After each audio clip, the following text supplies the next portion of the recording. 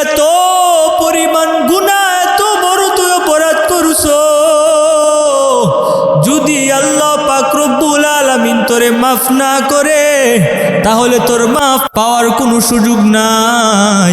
যদি আল্লাহ পাক রব্বুল আলামিন মাফ করে দেয়, যদি আমাকে জানায় দেয়, তাহলে বুঝবি তোর সমস্ত গুনাহ খাতাগুলো মাফ হয়ে যাবে, নয়তো তোর কোনো গুনাহ ক্ষমা হবে না, কোনো গুনাহ মাফ হবে না।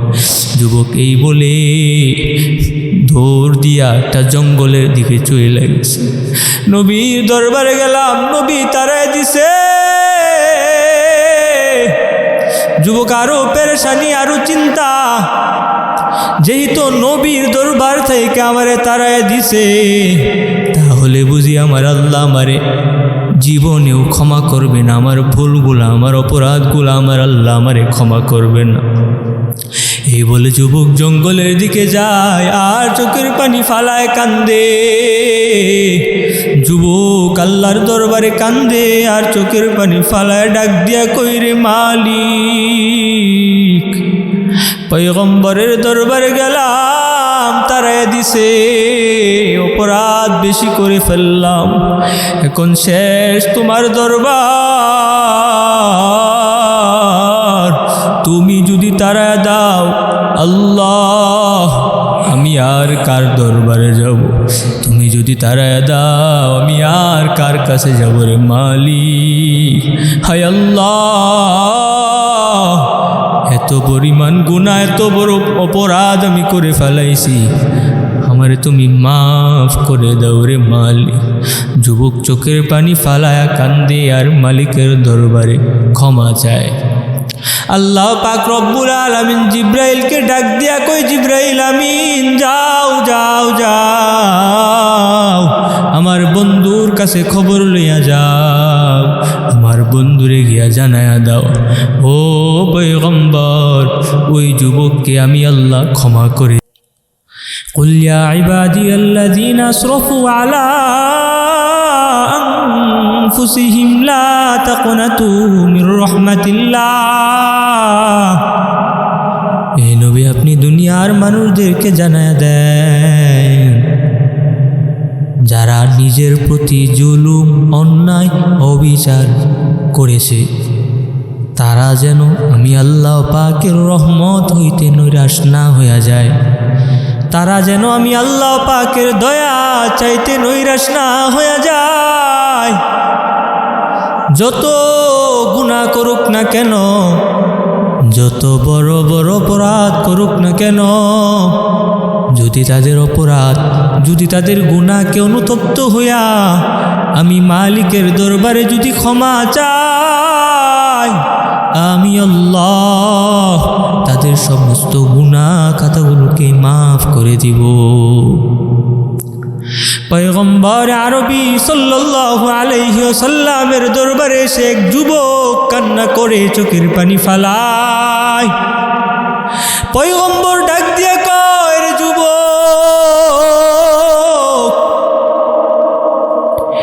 এত পরিমাণ কান্না তুই কেন করতেছো? যুবক ডাক দিয়া কয়, পয়গম্বর,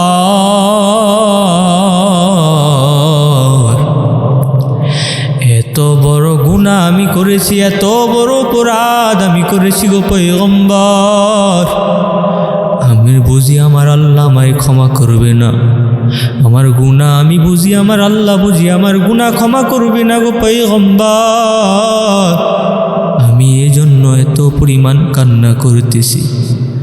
মায়ার নবী ডাক দিয়া কই, রে যুবক, কি এমন অন্যায় করেছো তোমার গুনাহ আল্লাহ ক্ষমা করবে না?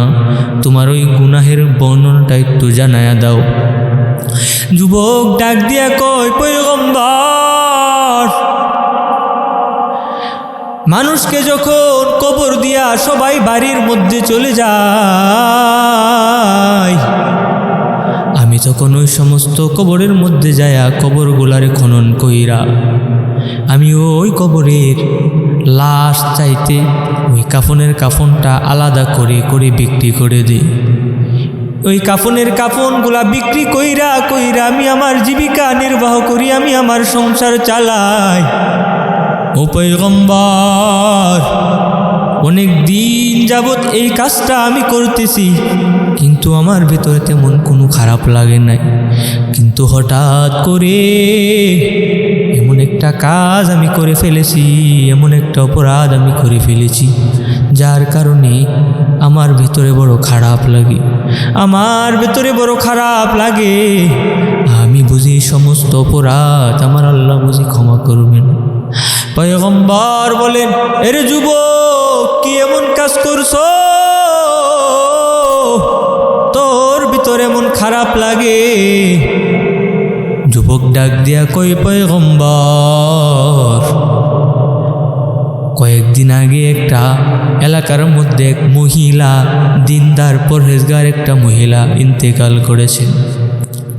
তাকে তার প্রতিবেশীরা, তার আত্মীয় স্বজনরা যখন সুন্দর করে কাফনের কাফন মুড়া দিয়া জানাজা পড়ায়া কবরের মধ্যে রাখছে, এর পরের দিন আমি যায়া ওই কবরটারে খনন করলাম।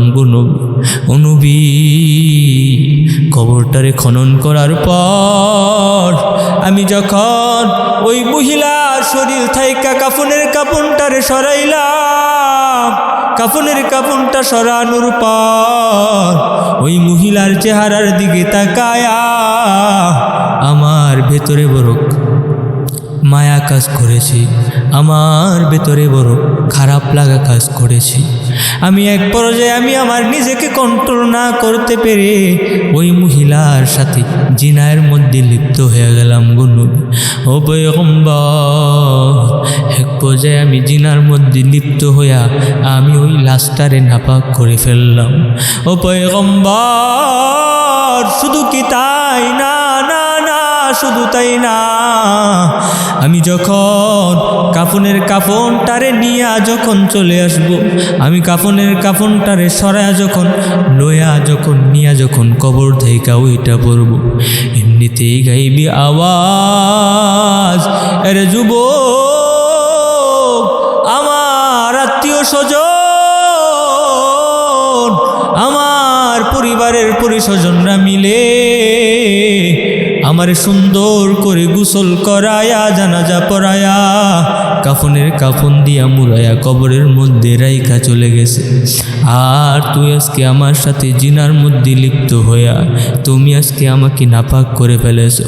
এরে যুবক, কাল কিয়ামতের ময়দানে যেদিন আল্লাহ পাক রব্বুল আলামিন সবাইকে ডাক দিবেন, ওরে দুনিয়ার মানুষ সবাই একত্রিত হইয়া যাও। এরে যুবক, আমি বুঝি নাপাক শরীর লইয়া ওই সমস্ত মানুষদের সাথে দাঁড়াবো, আমার নাপাক শরীর লইয়া আমি বুঝি আমার আল্লাহর দরবারে দাঁড়াইব। রে যুবক, কিন্তু তুই আজকে আমার সাথে খারাপ কাজ করে আমাকে নাপাক করে দিলি। রে যুবক, এরে যুবক, তোর কি ভিতরে একটু পরিমাণ ভয় নাই? তুই কি কবরের মধ্যে আসবি না? রে যুবক,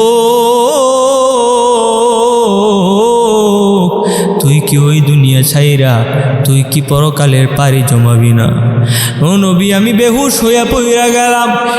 এরপর থেকে আমার ভিতরে এত পরিমাণ খারাপ লাগা কাজ করে গো নবী, আমার ভেতরে অশান্তি কাজ করি। আমি যেদিকে যাই আমার কানের মধ্যে ওই আওয়াজগুলা বাড়িয়ে দেয়। পয়গম্বর ডাক দিয়া কয়, রে যুবক, এত পরিমাণ গুনাহ, এত বড় তুই অপরাধ করছো, যদি আল্লাহ পাক রব্বুল আলামিন তোরে মাফ না করে তাহলে তোর মাফ পাওয়ার কোনো সুযোগ নাই।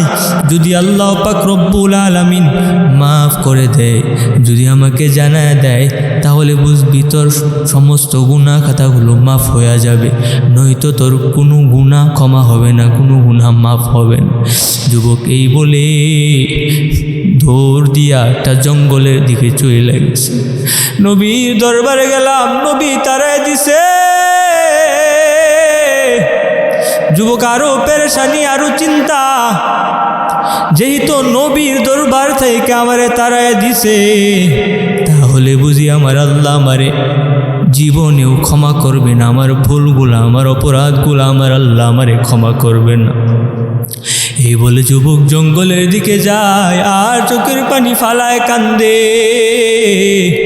যুবক আল্লাহর দরবারে কান্দে আর চোখের পানি ফালায় ডাক দিয়া কইরে মালিক, পয়গম্বরের দরবারে গেলাম, তারাই দিছে, অপরাধ বেশি করে ফেললাম, এখন শেষ তোমার দরবার, তুমি যদি তারা দাও আল্লাহ আমি আর কার দরবারে যাব, তুমি যদি তারা দাও আমি আর কার কাছে যাব রে মালিক। হায় আল্লাহ, এত পরিমাণ গুনাহ, এত বড় অপরাধ আমি করে ফেলাইছি, আমারে তুমি মাফ করে দাও রে মালিক। যুবক চোখের পানি ফালায়া কান্দে আর মালিকের দরবারে ক্ষমা চায়। আল্লাহ পাক রব্বুল আলামিন জিব্রাইলকে ডাক দিয়া কই, জিব্রাইল আমিন, যাও যাও যাও, আমার বন্ধুর কাছে খবর লইয়া যাও, আমার বন্ধুরে গিয়া জানায়া দাও, ও পয়গম্বর, ওই যুবককে আমি আল্লাহ ক্ষমা করে দিয়েছি, ওই যুবককে আমি আল্লাহ মাফ করে দিয়েছি। জিব্রাইল আমিন মায়ার নবীর কাছে আইসা এই মেসেজটা দিয়া দিছে। মায়ার নবী ওই যুবকরে ডাক দিয়াই না, যুবকরে বইলা দিছে, রে যুবক, তুই যে মালিকের কাছে ক্ষমা চাইছো, তুই যে মালিকের কাছে মাফ চাইছো, আমার মালিক আমার আল্লাহ তোমার সমস্ত অপরাধ, সমস্ত ভুল ক্ষমা করে দিয়েছে। আল্লাহ পাক রব্বুল আলামিন বলেন, ও দুনিয়ার মানুষ, ও বান্দা, ও বান্দি, তোর গুনাহ পরিমাণ যদি পাহাড় পরিমাণ হইয়া যায়, আমি আল্লাহ তোর সমস্ত গুনাহ খাতাগুলোকে মাফ করে দিব। এরে মানুষ, কেন জানো, আমি আল্লাহ বড় দয়া করে, বড় মায়া করে তোরে বানাইছি, আমি আল্লাহ বড় মায়া করে, মোহাব্বত করে তোরে বানাইছি। সাধারণত দুনিয়ার দিকে তাকায় দেখ, তোর মারে তোর বাবারে আমি আল্লাহ দান করেছি, আমি আল্লাহ তোর মা তোর বাবার মনের মধ্যে অল্প সংখ্যক মায়া দিয়া, দয়া দিয়া আমি আল্লাহ দুনিয়ার জমিনে পাঠাইছি। যদি কোনো সন্তান তার মার সাথে খারাপ আচরণ করে, খারাপ ব্যবহার করে, তার মা সন্তানের চাইতে রাগ করে সন্তান থাইকা দূরে সইরা যায়, একদিন দুই দিন হয়ে যায়, বাড়ির মধ্যে মা কেন আসে না, সন্তান মার খোঁজে চলে যায়, এক পর্যায়ে খোঁজ নিয়ে দেখে ওই মাটা তার নানির বাড়ি চলে গেছে। ওইখানে ওই যুবক যায়, ওই সন্তানটা যায়, তার মারে যায় কই, রে মা, আর অন্যায় অপরাধ করবো না, আর বেয়াদবি করবো না রে মা, এবার বাড়ির মধ্যে চলে যাও।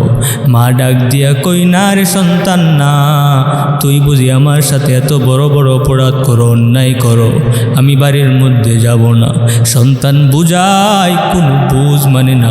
সন্তান এক পর্যায়ে যখন দেখে না এমন কথা হয় না, সন্তান চোখের কোণার মধ্যে পানি আইনা করুণ চোরে ডাক দিয়া কই, রে মা, এমন অপরাধ আর আমি করব না রে মা, এবার যাও, বাড়ির দিকে যাও, এবার বাড়ির মধ্যে চলে যাও। সন্তানের চোখের কোণার মধ্যে যখন মা পানি দেইকা ফালায়, ওই সন্তানটারে বুকের মধ্যে জড়ায়া মাও কান্দে, সন্তানও কান্দে। যদি বাবার সাথে কোনো সন্তান বেয়াদবি করে, যদি বাবার কথা যদি কোনো সন্তান অমান্য করে, ওই সন্তানটা বাড়ি চাইতে দূরে সরে যায়, কয়েকদিন হয়ে যায়, ওই সন্তানটা বাড়ির মধ্যে আসে না। বাবাই তার সন্তানের মারে ডাক দিয়ে কই, রে সন্তানের মা, সন্তানটা কতদিন হয়ে গেছে বাড়ির মধ্যে আসে না, কোনো খোঁজখবর কি তোমার কাছে আসেনি? মা ডাক দিয়া কয়, সন্তান রে, আমি সন্তানের সাথে আমি যোগাযোগ করার জন্য বড়ই চেষ্টা করেছি, অনেকবার চেষ্টা করেছি, কিন্তু তারা আমার সাথে যোগাযোগ করে না। আমি ফোন দিলে আমার ফোন রিসিভ করে না। মার ভিতরে বড় খারাপ লাগা কাজ করে। বাবা রাত্রিবেলা এক সাইড দিয়া শুয়া শুয়া কান্দে, মায়ও এক সাইড দিয়া শুয়া শুয়া কান্দে।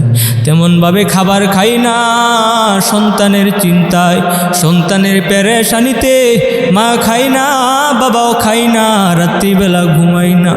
এক পর্যায়ে বাবা ফোন দেয়, বাবার ফোন যখন সন্তান দেখে তখন বাবার ফোনটা রিসিভ করে। বাবার কণ্ঠটা যখন শুনে বাবাই সন্তানরে ডাক দিয়া কই, রে সন্তান, কতদিন হয়ে গেছে তোর চেহারা আমি দেখি নাই রে সন্তান। রে সন্তান, কতদিন হয়ে গেছে আমি তোর চেহারা দেখি না, তোর সাথে কথা বলতে পারি না। তোর কি আমাদের প্রতি বিন্দু পরিমাণ মায়া লাগে না রে সন্তান? সন্তান যখন শুনি সন্তানও কান্না করে দেয়। বাবাই ডাক দিয়া কই, সন্তান তুই আয়, জলদি করে বাড়ির মধ্যে চলে আয়। সন্তান যখন বাড়ির মধ্যে চলে আসে, বাবারে দেখা সন্তান চোখের কোণার মধ্যে পানি পানি আইনা বাবার করুণ সুরে ডাক দিয়া কই, রে বাবা আর এমন অপরাধ করবো না, আর এমন ভুল করবো না, অন্যায় করবো না, মাফ করে দাও। সন্তানের চোখের কোণার মধ্যে পানি দেখা বাবাই মাফ করে দেয়। আল্লাহ পাক রব্বুল আলামিন জানায় দেয়, রে বান্দা, যত বড় অন্যায়, যত বড় অপরাধ তুই করো, যদি আমি আল্লাহর কাছে চোখের কোণার মধ্যে পানি নিয়ে যদি আমি আল্লাহর কাছে ক্ষমা চাইতে পারো, মাফ চাইতে পারো, আমি আল্লাহ যত বড় অপরাধ তুই করো না কেন রে বান্দা, আমি আল্লাহ তোর সমস্ত বড় অপরাধ গুলোরে আমি আল্লাহ মাফ করে দিব। এই জন্য